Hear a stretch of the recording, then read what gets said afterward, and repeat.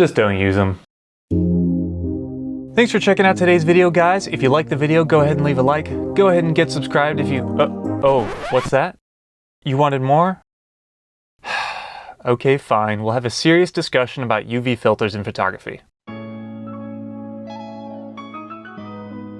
This topic has been covered ad nauseum, and I know that I'm not about to end the great UV filter debate once and for all, but I thought it would be a good idea to give you my perspective on whether or not you should be using UV filters on your lenses. And as a quick note before I start, I do know that there is technically a difference between a UV filter and a clear filter, but I'm just going to be calling them all UV filters for the sake of simplicity during this video. Okay, if you're somehow out of the loop, UV filters are clear filters that you screw onto the front of your lens that were originally intended to block or absorb ultraviolet light. Back in the day, some types of photographic film were sensitive to ultraviolet light, and the UV filters helped to prevent your image from looking cloudy or hazy. But as the majority of photography is done with digital sensors nowadays, this isn't a concern because digital sensors aren't impacted by UV light like film was. So then why do some people still use them? Well, the main argument is that it protects your expensive lens. Proponents of UV filters say that they'll protect the front element of your lens from getting scratched, broken, or damaged, all without any impact on image quality. A photographer I personally know once told me he dropped his expensive Canon L series lens face down, and the only thing that ended up broken was the UV filter he kept on the front to protect it. He believed that the filter saved his lens, and on paper, this idea sounds like it makes a lot of sense. Especially when you're talking about lenses that cost thousands and thousands of dollars. And this was my line of thinking for years, but being somebody who doesn't make a ton of money, I had to shoot for many years with cheap Canon prime lenses, so I never bothered to put a UV filter on. Because of this, I never had any personal experience with whether or not I actually liked using UV filters in practice. But after years of saving, I finally got enough money together to purchase my first expensive Canon L series lens, the Canon 24-70 f2.82. And I figured I just dropped a ton of money on this lens, I don't want to drop it and break it and have all that go out the window. So I did a lot of research and I ended up deciding on what I thought would be a high quality UV filter to protect it. The B+W clear filter with a multi-resistant coating. I bought it on Amazon, it arrived and everything seemed legit and good to go. So I slapped that bad boy on my lens, took it out for a hike, came back, fired up Lightroom to look at the images, and I didn't really notice anything too crazy about them, so I kept using the filter. But as I went out and took more images, I noticed that many of my sunset shots had some pretty intense flaring going on. Now the 24-70 f2.82 does have some amount of flaring normally, but I mean look at this. That's pretty intense and I really hate having a flare in my images because personally, I feel like it detracts from the image and distracts the viewer from what I'm trying to show them. So it occurred to me that hey, maybe this lens flare issue is being caused by my UV filter. So I took the UV filter off my lens and put it in storage to never use it again. Until it came time to make this video. And I decided that I would take the UV filter and test it myself and see if it increased the flare in my images or decreased my image quality in any noticeable way. And I was very surprised by my results. I went out multiple times at sunset and shot directly into the sun with no lens hood on and tested my expensive B+W filter and an Amazon Basics UV filter.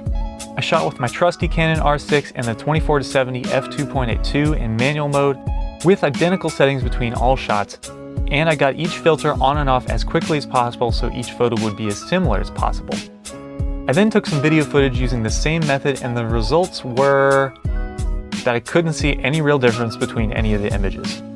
To try and get further evidence, I did a similar test back at my home with a map on the floor, and this time I was checking mostly for any difference in sharpness or chromatic aberration, or any difference at all really, and still nothing.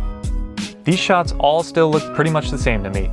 Now obviously these are not laboratory conditions and I'm no scientist, but for me this is good enough proof that having a halfway decent UV filter on your lens probably isn't going to impact your image quality in any noticeable way. So that's the end of it, right? We should all throw a UV filter on our lens for the free extra protection and call it a day? Well, I don't think it's quite that simple. I shoot with a lens hood on my lenses 99.9% of the time due to the increase in image quality it provides, as well as the extra protection it gives to the front element. This fact alone negates most of the extra protection advantage a UV filter would provide during a face-down drop or a full frontal smash, as the lens hood provides multiple inches between the front element of the lens and whatever the lens would be slamming or scraping into. Second, who is to say that just because the UV filter broke when a lens was dropped, the front element would have broken too? There are so many different UV filters out there that are no doubt made of a wide variety of different combinations of materials, with some being super cheap and easily breakable, and some being more premium and tougher. And on top of this, I think it's pretty likely that UV filter is a lot more prone to breaking than the front element of a lens anyways, due to the fact that it has a lot less support and reinforcement compared to the lens element itself. Also of note is the fact that you can find tons of evidence out there showing that minor scratches on the front element of a lens often have very little to no impact on image quality anyways. Then there's the fact that adding another layer of glass to the outside of your lens means that the temperature difference between the filter and the lens glass in certain outdoor conditions can potentially lead to condensation forming on your lens, and there's nothing a landscape photographer hates more than having to deal with condensation at sunrise. Another negative to using a UV filter would be in the situation where your lens's filter thread gets bent. If you drop a lens with a UV filter on and those threads get bent, good luck taking it off. And you better believe there's a strong chance of you adding scratches to the front element while trying to get the broken glass out of the filter. And I can think of other realistic scenarios where having a UV filter on the front of your lens could end up scratching it. In fact, here's a personal story of just that happening. Years ago, I rented a number of lenses from Borrow Lenses for a wedding I was going to shoot, and they put a UV filter on the front of all their lenses for the extra protection it provides. So the package shows up and I pick it up and I can immediately hear the sound of broken glass, and I think to myself, oh no, one of these lenses is completely broken. I'm gonna have one less lens to use during this wedding, and Borrow Lenses is gonna think that I broke the lens and I'm gonna have to pay for it. I opened up the box and it was actually the UV filter they put on their lens to protect it that broke and not the lens itself, thank God. But here's the thing, the front element of the lens had scratches on it. Now obviously, I don't know for certain if those scratches were there beforehand, but considering how shattered the UV filter was, and the fact that most or all of the time this lens probably had a UV filter on it when it was being used, it makes me think that the scratches were caused by the broken glass during shipping. So while this is anecdotal, it does make me think that a broken UV filter could add scratches to your front element if you drop your lens, which is kind of ironic considering that's exactly what some people are trying to prevent by putting a UV filter on in the first place. To play a devil's advocate here, I could see somebody arguing that if you drop your lens face down, you're going to get scratches on the front element anyway, but if you have a lens hood on, that's not going to be a concern. Now, before I move on to my conclusion, I do want to note that there are quite a number of circumstances where it makes complete sense to use a UV filter. If you're shooting in certain conditions like, say, the beach where there's sand and ocean spray flying around everywhere, it makes sense to use one. Or if you're really anywhere where there's going to be sand or particulates flying through the air, like the desert or some kind of dusty location or construction site or something, you definitely don't want to sandblast the front of your lens.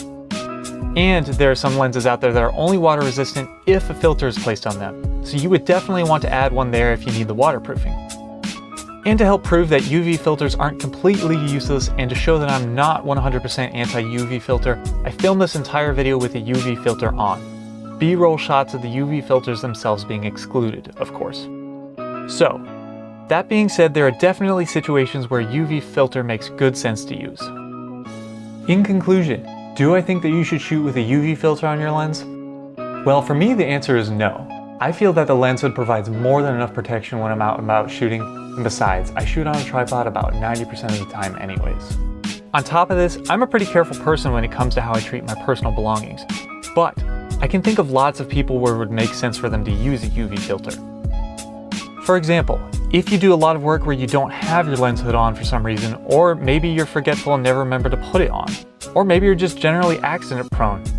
It could be that you shoot in a sandy or wet area often, or hey, maybe having a UV filter on your lens just gives you extra peace of mind. And if that's you, that's completely fine. The whole discussion on whether you should or should not use a UV filter is really a pretty minor one, and it doesn't have a big impact on anyone's photography one way or the other if you do or do not use one. So for me, the answer is no, I'm not going to continue to use a UV filter.